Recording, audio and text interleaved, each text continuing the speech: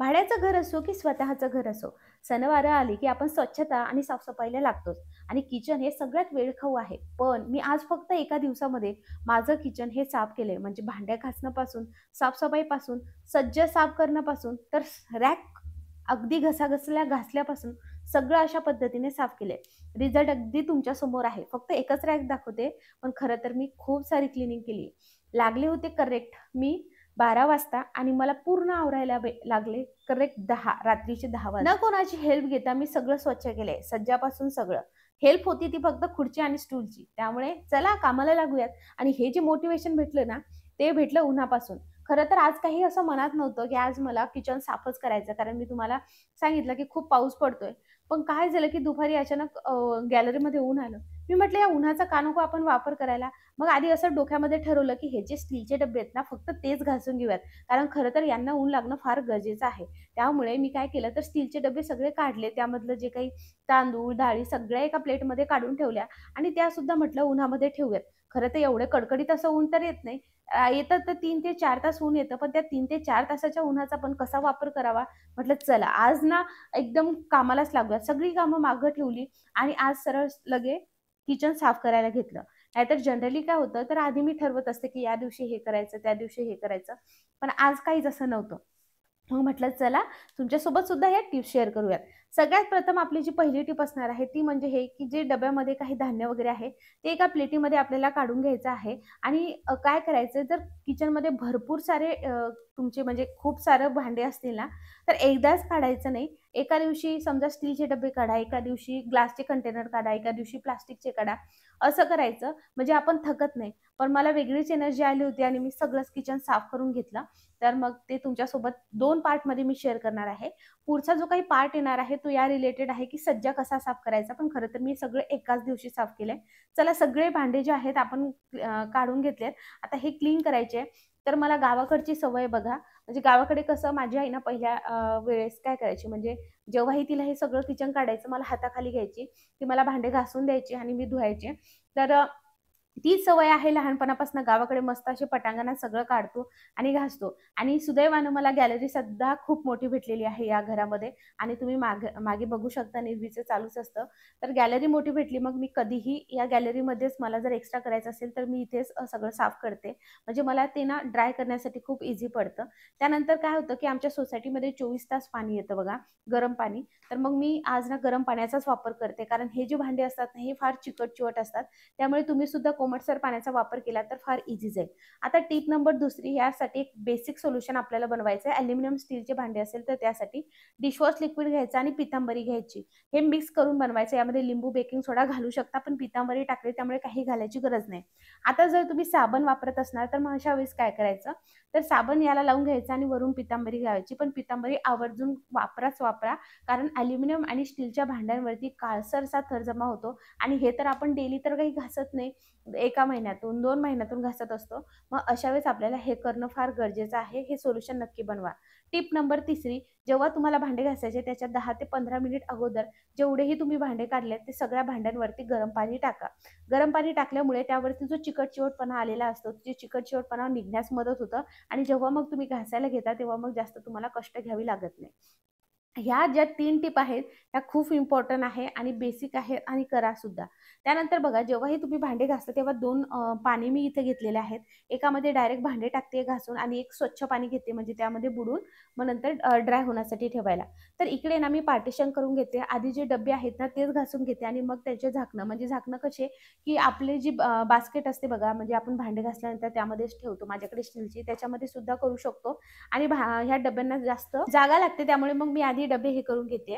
आणि tip number 4 तुम्ही बघू शकता काही अशा गोष्टी असतात, की आतून सुद्धा आपले जे भांडे आहेत ते गंजतात ना, तर त्यामुळेच आपण ही पितांबरी घेतलेली आहे. म्हणजे काय झालं होतं, की ज्या कुरडया असतात ना बघा, तर त्या कुरडया गावाकडून आणल्या होत्या आणि आता पावसाळ्यामुळे त्या सज्जावरतीच ठेवलेले होते हे डब्बे. तर काय झालेलं होतं त्या कुरडयामध्ये जे आहे ओलसरपणा येऊन अक्षरशः ते पूर्ण माझ्या डब्याला लागून तिथे गंज चढला होता. म्हणजे इतकं डेंजर झालं होतं. त्यामुळे ज्या गोष्टी खराब झाल्या त्या सगळ्या फेकून दिल्या आणि अशा पद्धतीने सगळे भांडे घासून घेतले. आणि गरम पाणीचा वापर केल्यामुळे जास्त कष्ट लागत नाही आणि जास्त जास्त घिसाघिस घिसावं लागत नाही. रिझल्ट बघू शकता किती गंजलेलं होतं, आता एकदम व्यवस्थित निघालेलं आहे. तर अशा पद्धतीने मी सगळी भांडी घासून घेते. मी ट्राय करणार आहे आज, की जेवढं जमेल तेवढं जे आहे मी अॅल्युमिनियमचा वापर कमी करावा. म्हणजे रोजच्या भाज्या वगैरे बनवण्यासाठी तर मी केलेलाच आहे. पण डबे आपल्याकडे मोठे-मोठे राहिले तर ते स्टोरेज म्हणून काम येते, म्हणून ते तर नाही फेकू शकत. आणि हे जे सगळे डबे आहेत हे लग्नातलेच आहेत, त्यामुळे हे सुद्धा एवढे झालेत. तर यापैकी बरेच डबे जे आहेत ते चिरलेले आहेत. तर ते डबे सुद्धा आता मी बाजूला काढून ते सुद्धा विकणार आहे. कारण कसं आहे, मोडीत काढणार आहे. कारण ठेवून काहीच फायदा नाहीये. जेव्हा साफसफाईला काढतो तेव्हा खरं तर कळतं की काय होतं म्हणून. त्यामुळे बघा, मी इथे गॅलरीमध्ये बसल्यामुळे काय होतं, की अशा पद्धतीने व्यवस्थितरित्या मी करू शकते. कारण बेसिनमध्ये, किचनमध्ये करायला गेले ना, तर व्यवस्थित प्रेशरच लागत नाही आणि खूप वेळ उभं राहावं लागतं. तर अशा पद्धतीने मला फार इझी पडतं. तुम्ही बेसिनमध्येही करू शकता. तुमच्याकडे व्यवस्था नसेल तर करणार काय, नाही का? तर अशा पद्धतीने मी निवांतपणे हे केलं आणि पहिले काही साफ नाही केलं. पहिले आधी हे भांडे घासून घेतले. कारण बघा, म्हटलं ऊन येतं तर ऊन चांगल्यापैकी याला लागलं पाहिजे आणि हे सुकण्यासाठी 1 ते 2 तास तरी याला ऊन देणं फार गरजेचं आहे. म्हणून मग मी पुढचा मागचा न विचार करता डायरेक्ट काढला आणि डायरेक्ट हे करायला घेतलं. आता जेव्हाही तुम्ही हे भांडे घासताना तर जास्त ना साबणचा वापर करू नका. ॲटलीस्ट तुम्ही ना जेव्हा हे भांडे काढताना तर ॲटलीस्ट 10 ते 20 रुपयाचं डिशवॉश लिक्विड आणा. कारण जेव्हा आपण साबण वापरतो ना आणि याला थोडंफार पण राहिलं ना तर पांढरट असा थर साबणामुळे जमा होतो. सो तुम्ही बघू शकता उन्हात छान पद्धतीने असं एका बाजूने केले आणि प्लेटा सुद्धा व्यवस्थित घासून घेतलेल्या आहेत. आता हे एका बाजूने आपण 1 तास ठेवणार आहोत आणि दुसऱ्या बाजूने डबल 1 तास ठेवणार आहोत. आणि ऊन बघू शकता, ऊन आल्यामुळे जी प्रसन्नता भेटली आणि हा जो कामाचा थकवा आहे तो पूर्ण निघून गेला. त्यामुळे ऊन आहे त्या दिवशीच तुम्हाला हे काढायचं आहे. आता हे करत असताना तुम्हाला काही बेसिक गोष्टीचे फॉलो करायचे आहेत. म्हणजे काय करायचं, एका दिवशी एकाच प्रकारचे भांडे घासायचे. समजा फॉर एक्झाम्पल स्टील किंवा अॅल्युमिनियम हे दोन्ही तुम्ही एका दिवशी करू शकता. पण ग्लासचे एका दिवशी काढा, प्लास्टिकचे एका दिवशी काढा. म्हणजे असं केल्यामुळे काय होतं, ॲटलीस्ट ग्लासचे तरी वेगळ्या दिवशी काढा. कारण ते थोडंसं हे करण्यासाठी वेळ लागतो आणि आपण एकदम फास्ट-फास्ट करतो तर ते फुटण्याची शक्यता असते. सगळे भांडे पुसून घेतले आणि पुन्हा अशा पद्धतीने उलटे करून ठेवलेले आहेत आणि ज्या काही प्लास्टिकचे कंटेनर होते ते सगळे गरम पाण्यामध्ये भिजत ठेवले. जास्तही गरम नव्हतं, कोमटसर पाण्यामध्ये. आता हे प्लास्टिकचे सगळे कंटेनर मला डिस्कार्ड करून टाकायचे आहेत. म्हटलं ते कोणाला देण्यापेक्षा आपण काय करूयात, आधी धुवून व्यवस्थित त्यांना देऊयात. म्हणजे कसं ते सुद्धा व्यवस्थितरित्या त्याला वापरू शकतील. त्यानंतर जेवढंही सामान मी काढलं होतं, ही टिप खूप इम्पॉर्टंट आहे. टिप नंबर 4 आहे, की तुम्ही ते ऊन द्या, त्याला ऊन द्या. कारण पाऊस नेमकाच झालेला असतो. सो अशावेळी त्यामध्ये मॉइश्चर आलेलं असतं. सो त्याला ऊन दाखवणं खूप गरजेचं आहे. एवढं तर ऊन येत नव्हतं. पण जेवढं ऊन आलं मी तेवढं नक्कीच दाखवून दिलेलं आहे. आणि आता किराणा सुद्धा भरायचा. म्हटलं किराणा भरायच्या आधी आपण सगळं साफ-सफाई करून घेऊयात. म्हणजे कसं होतं, की सगळे साफ कंटेनरमध्ये म्हणजे टेन्शन नाही राहत बघा. त्यानंतर बघा, मी हे 1 तास या भरण्या ज्या आहेत त्या पाण्यात भिजत ठेवल्या आणि नंतर ह्या फक्त डिशवॉश लिक्विडने मी साफ करून घेते आहे. तर ही टिप नंबर 5 आहे. जेव्हा तुम्ही प्लास्टिक कंटेनर साफ करता तेव्हा हे करायचं आणि ग्लासचे कंटेनर जेव्हा तुम्हाला साफ करायचे तेव्हा सुद्धा तुम्हाला ही सेम ट्रिक फॉलो करायची आहे. आता जर काही प्लास्टिकच्या कंटेनरवरती जर काही लेबल वगैरे असेल तर ते गरम पाण्यामध्ये आपण टाकल्यामुळे ते सुद्धा लेबल इझिली निघून जातं. पण आता मला हे डिस्कार्डच करून टाकायचे आहे. मला माझ्या किचनमधून पूर्ण प्लास्टिक रिमूव्ह करून टाकायचं आहे. त्यामुळे मग मी ह्या भरण्या ज्या आहेत त्या डायरेक्ट डिस्कार्ड करून टाकते. काही भरण्या नवीन-नवीन संसार होता तेव्हा घेतल्या होत्या. जास्त घेतल्या नव्हत्या, पण त्याला आता 4 वर्ष झाली आहेत आणि त्यासुद्धा पांढरट झाल्यात. सो मोठं मन करून त्यासुद्धा मी काढून टाकते किंवा मग जसं की डिटर्जंट पावडर किंवा पितांबरी ह्या गोष्टी ठेवण्यासाठी त्याचा वापर करणार आहे. पण बिलकुल किचनमधलं जे कडधान्य, डाळी वगैरे काय आहे ते बिलकुल ठेवण्यासाठी मी याचा वापर करणार नाहीये. स्वच्छ धुवून घेणार आहे. समोर तर तुम्हाला कळणारच आहे की किती मोठं प्लास्टिक माझ्या घरातून निघालंय. तुम्ही सुद्धा तुमच्या घरातून प्लास्टिक नक्की काढा. प्लास्टिक मुक्त आपण झालो पाहिजे. हे खरंच खूप घातक असतं. त्यामुळे मी हे पूर्ण काढण्याचा प्रयत्न एकदाच नाही होत, हळू-हळू करा. मी सुद्धा एकदाच नाही, हळू-हळूच करतीये. त्यामुळे तुम्ही सुद्धा हळू-हळूच करा. ज्या गूळ वगैरे आणला त्याचे मोठे-मोठे कंटेनर ते सुद्धा राहिले. सो ते कंटेनर मी डायरेक्ट डाळी वगैरे ठेवण्यासाठी वापरत होते. पण आता असं झालं की नाही, मला नकोय. मी आता ग्लासचेच ऑर्डर केलेले आहेत आणि तेच मी यूज करणार आहे. थोडे ग्लासचे कसं आहे, लहान मूल असलं घरात तर थोडं हे वाटतं, पण मग ठीक आहे म्हटलं, काहीच हरकत नाही. त्यानंतर बघा, जे सगळे डब्बे वगैरे सुकले होते. सो दिवाणवर चटई टाकली आणि त्यावरती ठेवले. कारण कसं आहे, आपल्याला सगळं घासून घ्यायचं त्यामुळे किचनमध्ये नेऊ शकत नाही. सज्जा साफ करायचा सगळं यावरती येईल म्हणून. सज्जा कसा साफ करायचा हे मी डिस्क्रिप्शनमध्ये लिंक दिली, तिथे बघा. पण जर तुम्ही हा व्हिडिओ मी लाईव्ह केल्याबरोबर बघत असाल तर नक्कीच 1 ते 2 दिवसामध्ये तो व्हिडिओ येणार आहे आणि सगळं मी एका दिवसात केलंय. तुमच्या कॅपॅसिटीनुसार तुम्ही करू शकता, ज्याची हेल्प घ्यायची त्यानुसार करू शकता. त्यानंतर निरम्याचं पाणी केलं, त्यामध्ये थोडं डिशवॉश टाकू शकता किंवा निरमा टाका. त्यानंतर सुती कपडा घेतला आणि त्याने व्यवस्थितरित्या मी पुसून घेतला आहे. आता बघा माझं फक्त एकच टार्गेट होतं, की मला जे मोठं रॅक आहे ते साफ करायचं. पण काय जाणे कुठून मला एकदम एनर्जी आली आणि मी लगेच ठरवलं, की चला हातोहात ना हे रॅकसुद्धा साफ करून घेऊयात. हे रॅक साफ करण्यासाठी मी जास्त आतमध्ये हात घालत नाही, कारण याचे एजेस एवढे शार्प आहे, की खूप जास्त लागते. त्यानंतर निरम्याचं पाणी केलं, त्यावरती टाकलं आणि खसाखस घासून घेतलं. म्हणजे आज ठरवलंच होतं, की आज किचन सगळं साफ करायचं. विदाऊट ट्रॉलीवाला आहे माझं किचन. तर मी काय केलं, जे खाली सामान होतं ते सगळं वरती ठेवलं, काही पुढच्या घरात म्हणजे हॉलमध्ये नेऊन ठेवलं आणि घासून घेतलं.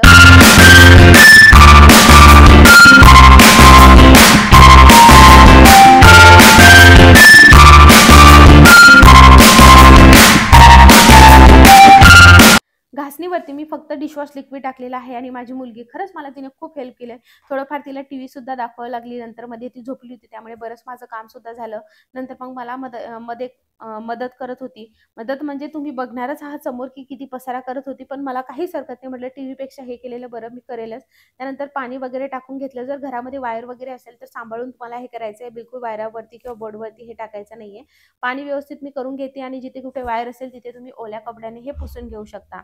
सगळं केल्यानंतर बघा मी हे जे काही वायपर आहे ना, हे मेशोवरून ऑर्डर केलं होतं. तुम्ही सुद्धा घेऊ शकता. तर चांगलं आहे. पण मी असं म्हणेल एवढं बी जास्त म्हणजे काम खूप छान करतं, पण थोडंसं तकलादू आहे. म्हणजे प्राईसच्या मानानं तर ठीकच आहे बरं का.